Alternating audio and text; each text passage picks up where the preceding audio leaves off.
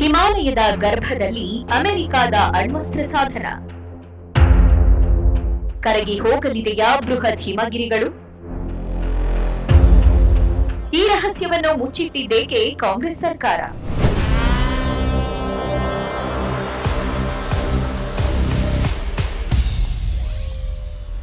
ಹಿಮಾಲಯ ಭಾರತದ ಹೆಮ್ಮೆ, ಕೋಟ್ಯಾಂತರ ಜನರ ಜೀವನಾಡಿ. ಆದ್ರೆ ಈ ಪವಿತ್ರ ಪರ್ವತದ ಒಡಲಲ್ಲಿ ಕಳೆದ 60 ವರ್ಷಗಳಿಂದ ಒಂದು ಭೀಕರ ಅಣ್ವಸ್ತ್ರ ರಹಸ್ಯ ಅಡಗಿದೆ ಅನ್ನೋದು ನಿಮಗೆ ಗೊತ್ತಾ? ಹೌದು, ನಾವು ಹೇಳ್ತಿರೋದು ಅಮೆರಿಕದ ಅಣ್ವಸ್ತ್ರ ಸಾಧನದ ಬಗ್ಗೆ. ಬಿಜೆಪಿ ಸಂಸದ ನಿಶಿಕಾಂತ್ ದುಬೆ ಇತ್ತೀಚೆಗೆ ಲೋಕಸಭೆಯ ಸದನದಲ್ಲೇ ಈ ವಿಷಯ ಪ್ರಸ್ತಾಪಿಸಿದ್ರು.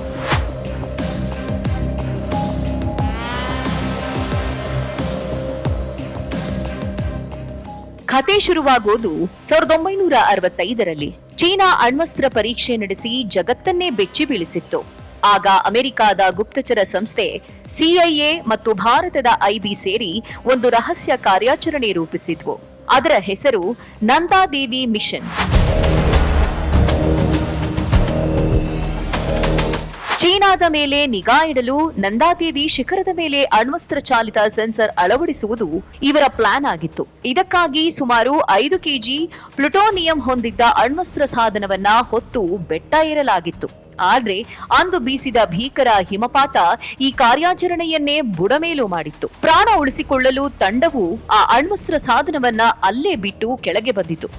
ಆದ್ರೆ ಮರುದಿನ ಹೋಗಿ ನೋಡಿದಾಗ ಆ ಸಾಧನವೇ ಮಾಯವಾಗಿತ್ತು. ಇಂದಿಗೂ ಆ ಪ್ಲೂಟೋನಿಯಂ ಸಾಧನ ಎಲ್ಲಿದೆ ಅನ್ನೋದು ಯಾರಿಗೂ ಗೊತ್ತಿಲ್ಲ.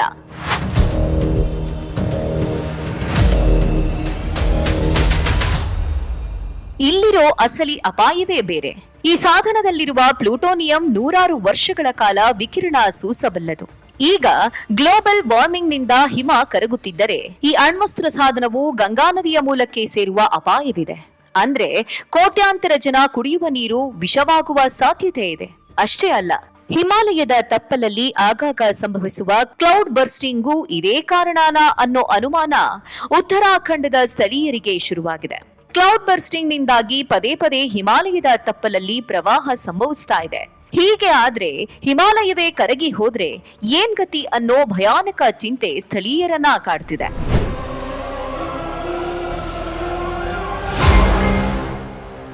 ಇಲ್ಲಿ ಏಳುವ ಪ್ರಶ್ನೆ ಒಂದೇ: ಇಷ್ಟು ದೊಡ್ಡ ಅಪಾಯವನ್ನ ದಶಕಗಳ ಕಾಲ ಕಾಂಗ್ರೆಸ್ ಸರ್ಕಾರ ಮುಚ್ಚಿಟ್ಟಿದ್ದೇಕೆ?